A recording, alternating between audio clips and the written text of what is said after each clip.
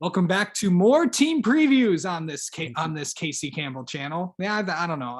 Maybe I'll call it that. I'm Casey Campbell, and always a familiar face. That is Jonathan Fjeld from the Racing Experts. How's it going?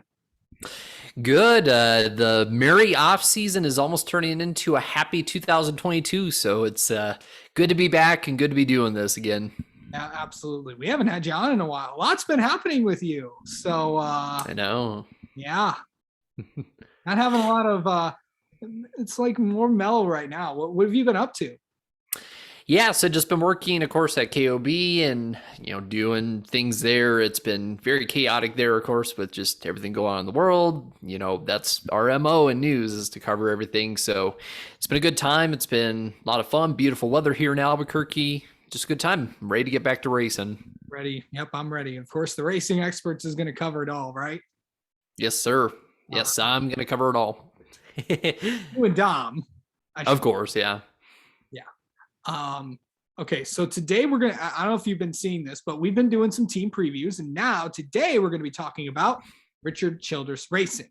So let's overall, RCR had an interesting year last year. They didn't pick up any wins, but in Cup, they did pick up a win in Xfinity. But today we're mainly going to focus on the Cup team. The Xfinity team still has some announcements to make, including who the crew chiefs are going to be, and also what Austin Hill's number is going to be. So we'll be back we'll preview the Xfinity team of RCR like we're doing with Gibbs later on in the off season. But now we're going to focus on the Cup team because it's going to be an interesting year for RCR as well. Overall impressions, what do you think about them going into this 2022 season with the next gen car? I think they definitely have a leg up on the competition in some ways, just because when we look at the development of this next gen car, they were one of the first teams, well, I think the first team that really got a head start on developing the car with NASCAR. And as we've seen in testing, their two drivers have probably been the ones who have tested the car to its limits the most. I mean, we've seen Tyler Reddick. I was talking with Rob Tiongson at the podium finish about this, about how Tyler Reddick he has driven the car to the very edge and has spun a couple times in testing, which may not seem good, but when you get in those situations where you need to get the most out of the car, being able to test that out now so that way later is going to really be beneficial. So I think they're in a good position going into 2022, especially Tyler Reddick. We've discussed it before. I have high expectations for Tyler Reddick this season. Yeah, I do too. And speaking of Tyler Reddick, he was, let's kind of lead into that. He was just on the channel Friday, got a great opportunity to talk with him. Thanks to a familiar face us journalists would know, Marissa Fuller, who is now PR at RCR. She helped me out with that interview. So thank you to her. And Tyler Reddick, of course, very generous with his time. We talked about a lot of things, and there's been a lot of expectations for Tyler. I know us in the preview show group chat, as well as everybody else on Twitter, has some high expectations for Tyler Reddick this season. And I think Tyler understands that. He's been really working hard. Really, last few weeks of the year, they've been really putting together results. That 8 team has really gone in the right direction with also with Randall Burdett, the crew chief of that car.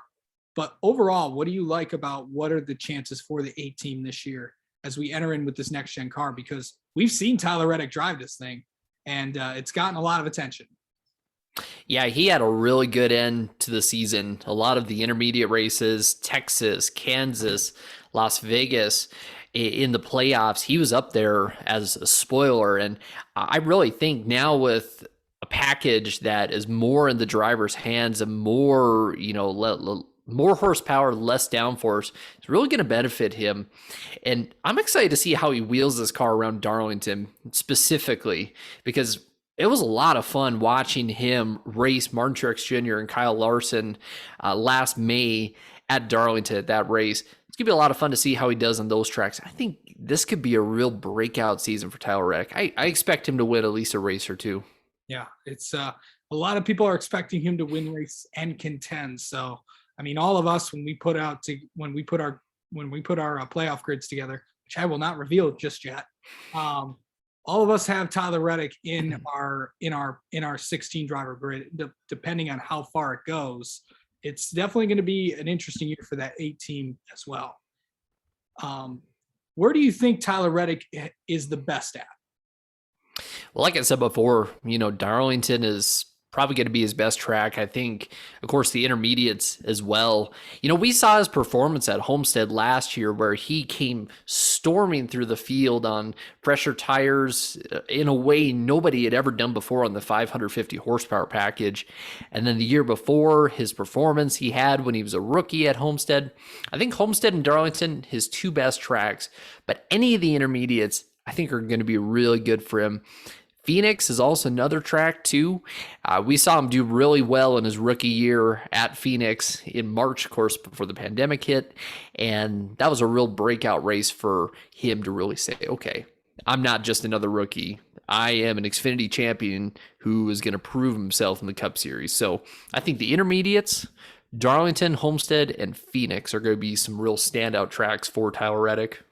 What are we going to expect out of him this year? What do you think he's going to do? I know you kind of mentioned this, but give me a prediction for Tyler Reddick. I think if everything goes the way it does and the way I expect him to, I think we'll see him in the round of 8. And I think once he gets to the round of 8, I think there's a very good chance he could make it to the championship for whether on points with consistency or scoring a win somewhere in that round. I think there's a very good chance we could see Tyler Reddick vying for a championship in November in Phoenix. Yeah, I think so. And I think if he really does well in this round of 8, which I expect him to make, I'm not revealing all of that, and why. Oh yeah. But I do expect him to have a really, really good season. So he's going to get at least 2 wins, and this is really going to be the year for him to go forward. All right. I would agree. Yeah. So let's switch from the 8 car to the 3 car, Austin Dillon. Now, Austin Dillon had an interesting year last season. Didn't make the playoffs, but he reunited with Justin Alexander. I think he reunited with Justin Alexander. He is his current. Mm-hmm. Yep, that's correct. So yeah, he reunited with him, I believe, last season. Now, looking into what to expect from this season, what are we going to expect out of Austin Dillon this year?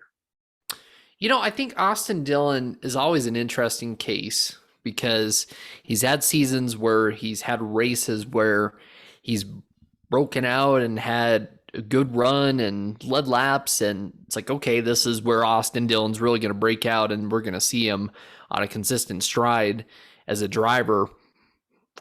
It just hasn't materialized on a consistent basis like we've thought he was going to be.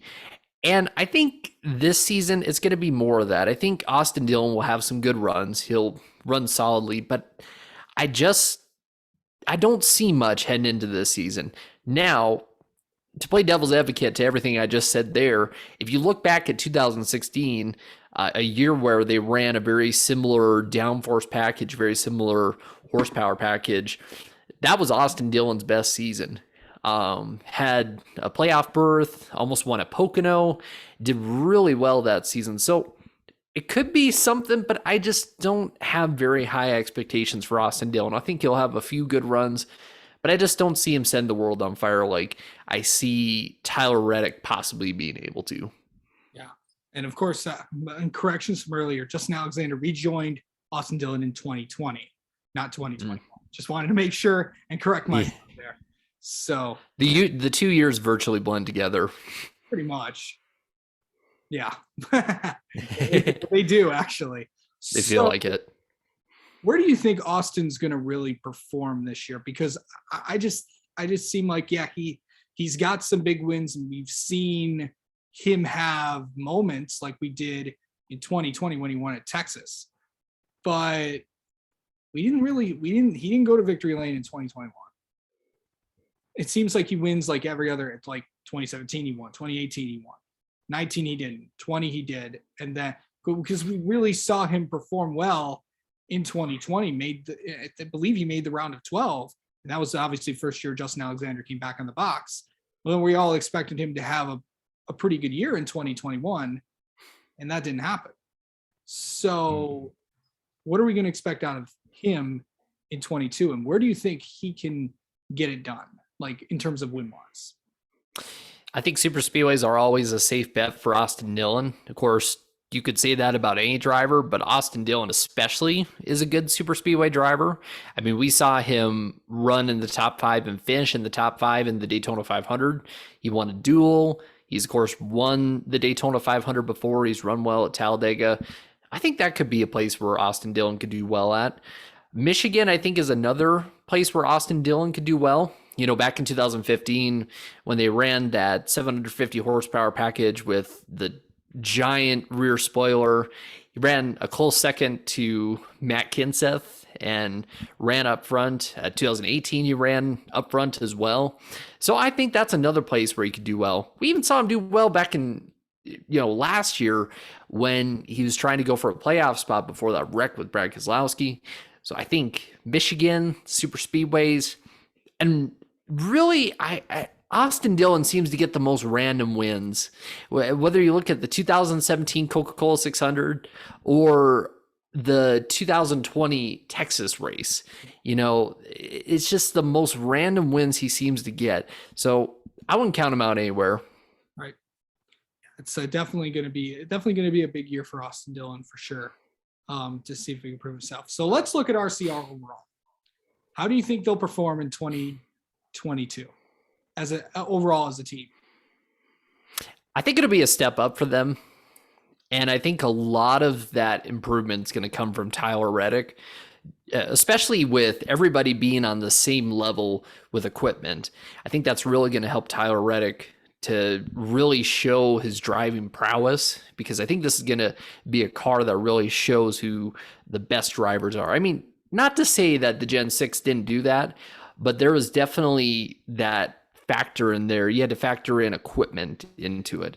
And I think this is really going to help some of those mid-pack teams like RCR to really rise above and elevate their performance. I think Tyler Reddick's going to do a lot for that team. Austin Dillon, I think he's going to have a very typical season. I think he'll do a little bit better than he has the last couple of years, but a very typical season, which is no disrespect at all, because there are many drivers out there who would kill to have a season like Austin Dillon has had last few years. Yeah, for sure. I think I'm right along with you. I think Reddick will have a good year. I do think Austin Dillon will get a win this year. I'm going to say that. So Austin Dillon will get a win in 2022, at least one win, and Tyler Reddick will get at least 2, I think. So, going to be a good year for RCR as well. So, yeah. Well, that's going to do it for this RCR team preview. We still got a lot more previews to come within there. We are only 42 days away at the time of recording until the Daytona 500. I think we're only 28 days away until the LA Clash. So the season is coming. Quick. Yes. More announcements to come, by the way, too.